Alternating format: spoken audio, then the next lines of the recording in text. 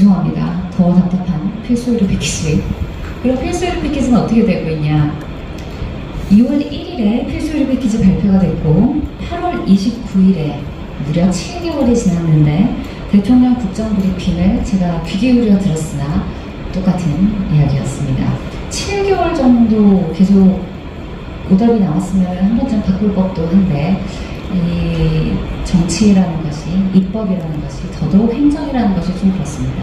한 번 결정이 되고 나면 이걸 물르는 것 자체가 국정 운영 혹은 행정의 안정성이나 신뢰성을 무너뜨릴 수 있기 때문에 웬만해서 바꾸기 어렵다는 점에 대해서는 저도 동의는 합니다. 그러나 이게 현장에서 붕괴를 앞두고 있을 정도의 엄중한 상황이라면 그 나머지를 모두 바꿀 것이 아니라 애초에 정책을 좀 돌아볼 필요가 있는데 지금의 정부는 사실 그 일을 해본 적이 없는 것 같다는 것이 지금까지의 저의 결론입니다. 일부러 안 한다고 저도 처음에는 생각했는데 본인의 잘못을 번복해본 적이 없을 수도 있겠다. 그리고 본인의 결정을 책임져 본 적이 없을 수도 있겠구나. 그래서 내가 잘못했으니 다시 논의하자는 이야기를 그럼 생애 어떤 순간에 해봤을까라는 질문을 했을 때 안 해봤을 수도 있을 것 같습니다. 그래서 정말 못해서 안 하는 거라면 욕은 할 수 없고 설득을 할 수밖에 없다는 게 저의 결론이긴 했습니다. 이게 표지 포함 20쪽짜리인데 제가 이거를 한 200번을 읽은 것 같습니다. 어디서부터 언제였나, 내가 혹시 잘못 해석하고 있는 게 있었나, 장 차관님이 하도 이게 진짜로 좋은 법이라고 하시길래 혹시 제가 틀렸을까 봐 정말 200번 읽었습니다. 제가 틀리진 않은 것 같습니다. 어제 국정브리핑이 있었어요. 직접 나와서 대통령이 말씀하셨고 제가 그대로 가져왔습니다. 의대 증원은 마무리되고 있다. 되고 있나 봅니다. 지역과 필수의료 살리기에 중점을 주겠다. 중점은 뭐 저희도 두고 있습니다만 방법이 좀 다른 거죠. 국민의 생명권과 건강권을 지역의 차별 없이 공정하게 보상은 이건 성공적인 것 같습니다. 지금 이제 서울까지도 응급실 갈 곳이 없어지고 있습니다. 굉장히 공정하게 차별 없이 이루어지고 있는데 과연 이게 국민을 위한 것인지 잘 모르겠고 국가가 의료 개혁을 안 하면 국가로 할 수 없다. 맞죠? 의료 개혁해야 합니다. 단연치소제도 손 봐야 하고 수가도 손 봐야 하고 법적인 것도 손 봐야 하고 개혁 당연히 해야 되는데 개혁을 왜 마음대로 하시는지 잘 모르겠습니다. 그래서 어제 나온 건 이겁니다. 의사를 확충하겠다. 뚜벅뚜벅 가고 있습니다. 지역의료 인프라 강화 이것도 어젯밤에 제가 이거 파워포인트 어젯밤에 급하게 만들었는데 어젯밤에 갑자기 대장병원 이런 얘기가 어디선가 툭 튀어나오면서 또 나왔습니다. 의료 전달체계 정상화, 제가 이거 한 5년 전부터 소리 높여 외치고 있는데 공정한 보상체계, 앞으로 정부는 보상이라는 말을 도대체 뭐라고 생각하는지 국어사전을 다시 한번 가져다 주고 싶은 마음이긴 합니다만 그래서 나온 새로운 조항입니다. 지역인재 전형을 확대하겠다. 그래서 지금 이게 확정된 안은 아닙니다만 의대 입시는 중학교부터 그 지역에 살아야 된다 뭐 이런 얘기까지 나옵니다. 의대는 정말 치트키인 것 같습니다. 모든 대한민국의 문제를 해결할 수 있는 의대만 그쪽에 갖다 놓으면 해결이 되고 그쪽에 살기 위해서 의대를 뽑을 수 있으면 지역 인구도 해결이 되고 좀 문제가 있다고 생각을 합니다만 지금 정부는 실제로 원툴로 움직이고 있긴 합니다. 계약형 지역 필수 의사제 사실 이건 제대로 작동한다면 그리고 이게 국가와 개인 간의 정당한 계약으로 굴러갈 수 있고 여기에 대해서 계약하는 당사자가 납득할 만한 보상이라면 저는 이거 자체를 반대할 이유는 없다고 생각합니다. 다만 지금도 이것과 비슷한 사업이 있습니다. 실제로 이미 사업을 하고 있는데 거기에 이 보상이 제대로 지급되지 않고 자율성이 너무 많이 침해받고 있기 때문에 의료진 전체에 대한 정책으로 나오고 있고 의사들이 사실상 거의 지원을 안 해서 요즘은 거의 간호사 쪽으로 지원이 옮겨가고는 있습니다. 그거를 그냥 확대한다는 이야기인 것 같은데 구체적인 안이나 의료계와의 협상 없이 이 형태를 어떻게 할 것인가를 지금 또 일방적으로 들고 나올 위험이 높다고 봅니다. 그럼 또 개혁을 안 하겠죠, 개인이. 그러면 유명무실한 정책이 되는 겁니다. 그리고 상급종합병원 구조전환, 전문의와 전담 간호사로 바꾸겠다는 건데 이거의 문제는 의사들의 직업을 침범하는 게 문제가 아닙니다. 교육을 못하는 병원이 되는 겁니다. 이미 있죠. 전문의와 전담 간호사 중심 병원. 우리나라의 대부분의 2차 병원들은 이미 이런 상태입니다.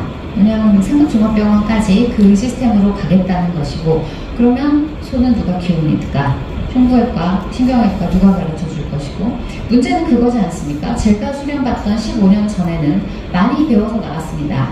그런데 지금 내과가 됐건 외과가 됐건 수술하는 과 아니면 중환자실 보는 과 다른 피부과도 마찬가지죠. 그런 모든 과에서 스스로 시술해보고 스스로 결정해보고 스스로 판단을 내려서 책임져 보는 경험이 과연 지금 수련 과정에 진행되고 있는가? 지금 그게 안 돼서 이번에 이 이탈이 저는 비과학적이라고 생각하는데, 거기에 대한 논의 없이 그러면 교육을 안 하겠다고 선언을 한 꼴이 되는 겁니다. 이 문제에 대해서 계속 제기를 하고 있으나 그래도 급하고 지금 필요한 의료가 있으니 이 길로 가겠다는 것이 현 정부의 결론이기도 합니다. 비급여와 실손보험 개편도 이야기를 했는데, 비급여는 개인과 의사와의 계약이죠. 실손보험은 개인과 기업과의 계약입니다. 이걸 어떤 방식으로 국가가 개입하겠다는 건지 우리는 여기에서 자유의 기치를 들고 나와야 합니다. 만약에 이걸 건드린다면 국가가 공공의료를 제대로 운영해야 합니다. 훨씬 더 많은 재원을 투자해서 책임도 정부가 가져가는 방식으로 공공의료를 확충하겠다. 저는 그 방식도 우리나라의 재정 상태, 인구 구조를 봤을 때 제대로 정착된다면 피할 수 없는 길일 수도 있다고 어느 정도 동의합니다.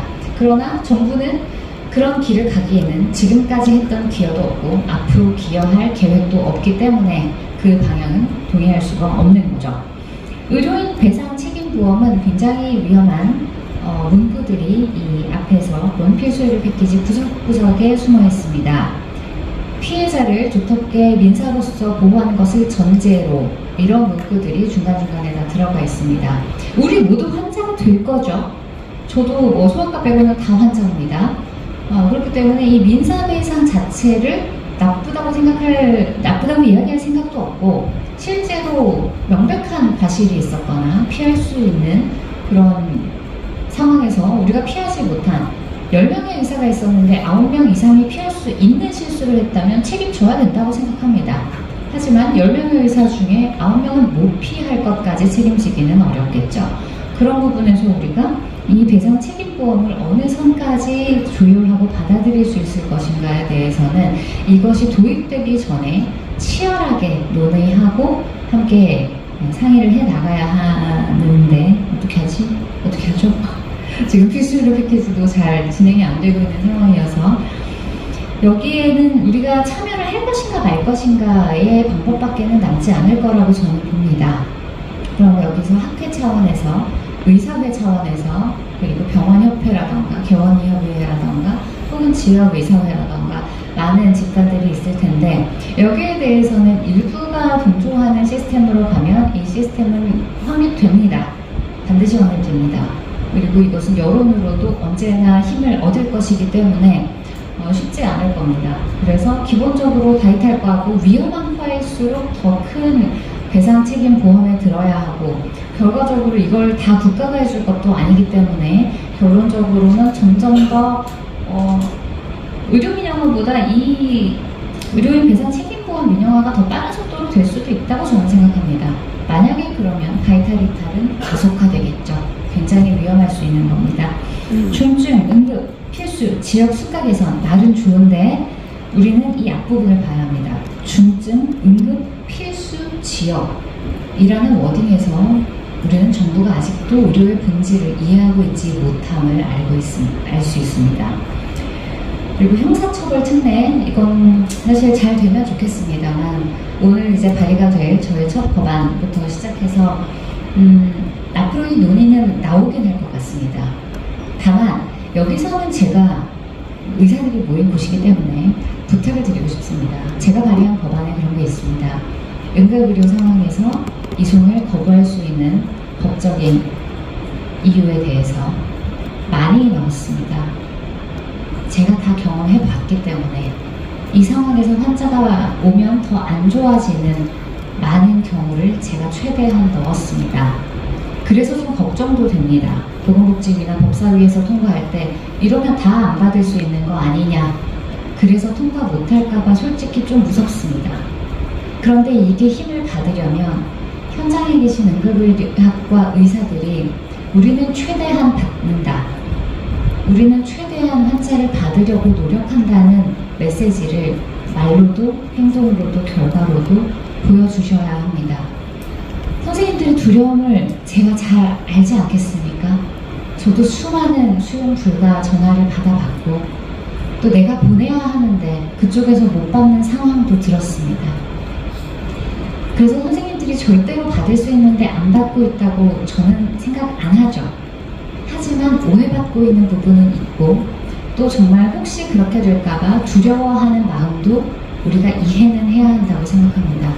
그렇기 때문에 제 법안이 나오고 그것이 여론이나 국회나 정부의 공격을 받을 때 우리는 최대한 최선을 다해 생명을 살리기 위해 어려운 상황임에도 불구하고 환자를 받고자 한다는 이야기를 함께 해주시면 좋겠습니다. 그건 의사들만이 할 수 있는 이야기고 우리끼리만 약속할 수 있는 이야기이기 때문입니다. 저는 선생님들을 믿기 때문입니다. 그래서 아무튼 어젯밤에 오후 8시 40분에 지역마다 대장병원 지정한다는 얘기가 나옵니다. 지금 시간이 없어서 제가 짧게 얘기를 하자면 이게 만약에 정말로 초거대 지역 거점 병원이 돼서 정말로 제대로 된 이름뿐인 권역응급의료센터가 아니라 정말로 돌아가고 각 병원마다 좀 더 특화된 병원이 있어서 2시간 정도의 시간 안에 우리가 충청에 하나, 영남에 하나, 호남에 하나, 강원 정도에 또 외상센터 정도 하나, 심혈관센터 뭐 이런 식으로 만약에 존재할 수 있다면 사실 이 시도 자체는 저는 굉장히 환영할 만하다고 생각합니다. 그러나 여기에 대해서 충분하게 당직이 돌아갈 만한 수가를 제시할 것인가, 그리고 이 센터에서 발생하는 의료사고에 대해서 더 파격적인 보호에 대한 제안을 할 것인가에 대해서 우리는 심도 있게 물어야 하고, 또 중요한 것은 정부가 이런 제안을 했을 때 안 될 거잖아 라고 얘기하는 것이 아니라 이 시점부터는 의료계에서 정확하게 그리고 강력하게 이 안이 제대로 작동하려면 이것이 필요하다. 누가 보아도 명확한 가이드라인을 의료계에서 먼저 제시를 해야 합니다. 제대로 작동시키면 대부분의 정책은 나쁜 의도를 가지고 만들지는 않습니다. 우리도 정부를 그런 면에서는 어느 정도 신뢰해야 합니다. 그러면 정부에서 머리를 굴려서 낸 안을 우리가 어떻게 현실에서 작동하게 할 것인가 더 잘 아는 사람들이 제안할 의무가 있다고 저는 생각합니다. 정부의 입장도 있거든요. 정부는 의료계만 보는 게 아닙니다. 보건복지부만 해도 의료보험보다는 연금이 훨씬 더 큰 이슈입니다. 그리고 우리는 잘 모르지만 우리 눈 밖에 있는 또 많은 복지의 사각지대도 함께 봐야 합니다. 그리고 우리가 제공하고 싶은 의료와 국민들이 받고 싶은 의료에 괴리가 있다는 것도 어느 정도는 우리도 인정을 해야 합니다. 저도 중환자부터 더 살리고 싶고 병원들 좀 덜 왔으면 좋겠고 하는 생각이 들 때 있습니다.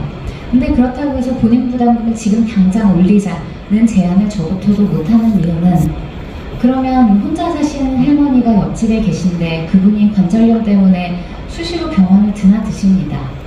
그거밖에 방법이 없는 분이고 수술적으로 치료도 어렵습니다. 그런데 한 번 갈 때마다 10만원, 20만원을 내야 하면 그 할머니는 거동이 점점 더 불편해지고 삶의 질이 대단히 떨어질 수도 있는 겁니다. 물론 전체를 봤을 때 이런 하나하나를 고려할 수 없다는 것도 당연히 압니다. 그리고 이런 걸 고려하느라 의료 전체가 망하는 걸 저도 바라지 않죠. 하지만 정치를 하는 사람들은 그 모두의 목소리를 들으라고 세워놓은 사람들인 것도 맞는 겁니다. 그렇기 때문에 아무튼 소외된, 그리고 많은 사람들이 보지 못하는 곳도 챙겨야 하는 책무가 있고, 그렇기 때문에 저는 의사로서 국회에 들어가서 저와 다른 목소리를 내고 있는 분들에 대해서 비난하고 싶지도 않고 여러분들도 비난하지 않으셨으면 좋겠습니다. 나름의 신념과 소신이 있는 분들이고 또 몰래 저에게 응원한다. 그러나 나도 당에서의 역할이 있고 이 역할을 수행함으로써 또 그 이후에 하고 싶은 일들이 있다고 말씀해 주시는 분들도 계십니다. 그렇기 때문에 각자의 역할에 대해서 더 긴 타임라인으로 더 입체적인 관점에서 서로를 이해하고 정부의 입장에 대해서 어느 정도는 지금 이건 선생님들에게 뭐 복귀를 해라, 지금 전공의들이 잘못하고 있다, 이런 얘기가 아닙니다. 앞으로 우리가 의료계의 일원으로서 지내는 데 있어서 정부 정책이 잘못 가는 걸 막으려면 의료계도 정부와 손을 잡고 더 정확한 목소리를 적극적으로 내야 한다는 말씀을 드리는 겁니다. 제가 하고 싶은 건 이런 것들입니다. 일반적인 의료에 대한 행위에 대한 법적인 보호, 제가 1호 법안으로 냈습니다. 저도 1호 법안이 그렇게 상징적인 건지 몰랐는데 정치인에게 1호 법안이라는 것은 자신의 상징성과도 같은 것이었습니다. 저는 그것을 응급의료에 있어서의 형사면책이라고 정했습니다. 그리고 계속 할 겁니다. 이번에 통과되지 못해도 어떻게든 다시 하고 싶습니다. 그리고 의료 전달 체계의 개편, 응급 이송 체계를 개편하고 전원 정보 공유 시스템을 구축하는 것, 공공의료원, 정부가 지금 돈을 너무 안 쓰고 있죠. 쓸 돈 없는 건 알지만 그래도 의료를 공공재화로서 인식을 하고 그 중요성에 대해서 정부가 알고 있다면 정부는 더 많은 투자를 해야 한다고 생각합니다. 그렇기 때문에 저는 공공의료원 혁신 및 체질 개선, 저는 사실 애매한 2차 병원급의 역할을 수행하는 것보다 이런 특화된 감염, 화상, 중독, 마약재활, 복합재활, 희귀질환, 민간병원에서 하기 어려운 정말로 소수의 사람들을 위한, 그리고 팬데믹을 대처할 수 있는 튼튼한 체질의 공공의료원이 거듭나기를 진심으로 바랍니다. 그리고 군병원, 정말 좋은 기구들도 많이 들어가 있을 거고 정말 좋은 인력들이 있습니다. 전문의 되자마자 가장 액티브할 때 가는 곳 아닙니까? 정상화와 효율화, 그리고 군 병원의 역할에 국한되지 않고 중증의산이나 재난의료가 있을 때 군이 정부의 또 한 축으로서 함께 기능할 수 있는 아주 활발한 군병원의 변화를 기대하고 있습니다. 그리고 응급의료의 수가 정상화, 나아가서는 전체 의료 수가의 정상화를 기대하고, 제가 심평 원장님과 요즘 종종 이야기를 하는데 외과 선생님이십니다. 본인도 사건 많이 당해보셨다고 얘기하셨고 실제로 좋은 변화를 위해 노력하고 계신 것을 알고 있습니다. 힘을 실어주십시오.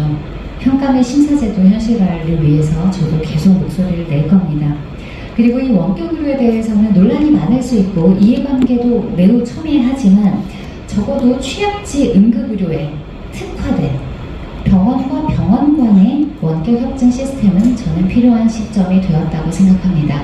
이게 뭐 일반 경증을 불필요하게 모바일로 약을 탈 수 있다, 이런 건 사실 우리나라의 의료 접근성을 고려했을 때, 그리고 그 위험을 생각했을 때는 굉장히 저는 바람직하지 않다고 생각합니다. 그러나 취약지 응급의료에 있어서 병원에서 이 환자를 보고 있는데 신경외과 의사가 없다, 그러면 그 환자에 대해서 다른 큰 센터에 있는 신경외과 의사와 협진할 수 있는 정도의 시스템은 저는 구축될 필요가 있다고 생각합니다. 다만 법적인 부분과 현실에서 반영될 때 여러 상충되는 것들이 있을 것이기 때문에 훨씬 더 저는 조심스럽게 접근은 할 겁니다만, 우리나라 의료 선진화, 그리고 정말 진정한 지역 균형 의료를 누리기 위해서는 이런 부분들도 우리가 함께 고민하고 선도적으로 안을 제시할 필요가 있다고 생각합니다. 오늘 더 하고 싶은 이야기가 많았는데 제가 앞으로도 계속 보도를 통해서, 발언을 통해서 노력하겠습니다. 저는 국회에 들어가 있지만 제가 가장 하고 싶은 건 대한민국 의료의 정상화입니다. 제가 아침에 의원실로 들어가면, 저는 종교가 있는 사람이어서 아침에 큐티를 합니다. 매일 적습니다. 대한민국 의료의 정상화, 대한민국의 정상화, 그 두 마디를 매일 적습니다. 그리고 하루를 시작합니다. 우리가 빨간 약을 먹는다고 아까 여기 띄워져 있었는데, 저기 빨간 약에 리브라고 되어 있는데, 빨간 약이 정말 리브라면 우리는 오늘 이 학술대회를 할 필요도, 여러분들이 여기 오실 필요도 없을 거라고 저는 생각합니다.